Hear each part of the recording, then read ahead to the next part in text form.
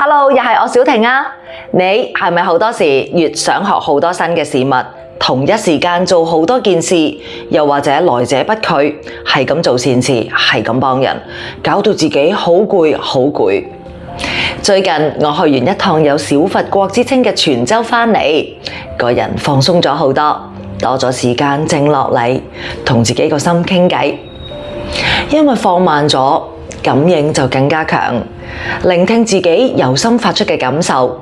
遇到感覺麻麻地，好似唔係好想做嘅事，我會即刻唞一啖大氣，俾個腦有時間緩衝一下。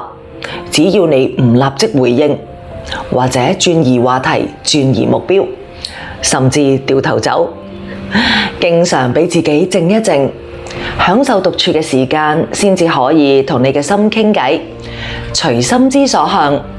跟住就梗係要進行身心靈大清洗。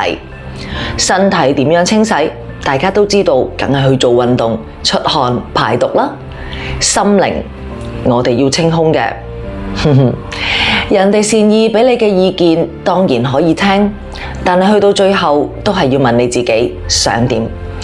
所以將好多阻礙我哋嘅雜音、雜念調走，先至可以將最好嘅人同埋事放入我哋嘅生命裏邊。